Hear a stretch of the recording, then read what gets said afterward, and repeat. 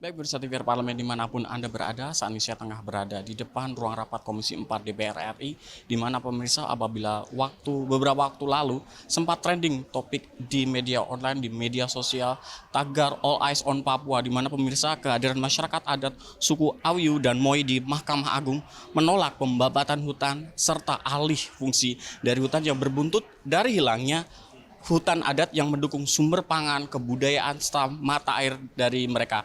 Dan pemirsa di sisi lain, Menteri ATR BPN juga telah menyatakan pemerintah akan memastikan tidak ada yang dirugikan dalam pembangunan tanah Papua. Dan kita akan bahas dengan salah satu anggota Komisi 4 DPR RI, yaitu dengan Bapak Hermanto. Pak, bagaimana sebenarnya Komisi 4 melihat dari duduk perkara ini, Pak? Ya, tentunya kita mengapresiasi ya bahwa ada suatu kehendak ya, dari kita untuk memperbaiki situasi ekonomi masyarakat.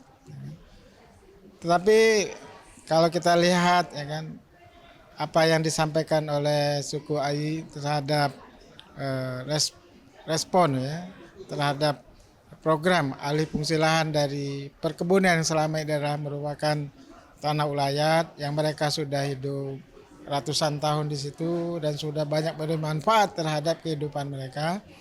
Tentu ini pemerintah memberikan catatan khusus terhadap aspirasi masyarakat ini. Jangan sampai nanti yang selama ini sudah merupakan bagian dari kehidupan mereka, lalu datang suatu program yang menurut mereka ini adalah merupakan program yang memberikan dampak yang kurang terhadap kearifan lokal mereka. Tentunya ini perlu dikaji ulang lagi oleh pemerintah. Saya pikir ini sebuah solusi ya bagi pemerintah. Dia harus melakukan pengkajian secara komprehensif dampak dari alih fungsi lahan ini. Karena ini adalah sesuatu yang baru. Sesuatu yang baru ini tentu ada masa transisinya, tentu ada sosialisasinya, tentu masyarakat diberi pemahaman ya secara jelas apa manfaat dari program ini. Tentunya ini kita memberikan sebuah gambaran tentang masyarakat, tentang persoalan program yang kita sebut dengan adalah kebun sawit tadi. Sementara masyarakat ini sudah terbiasa dengan pengelolaan lahan yang bersifat kearifan lokal.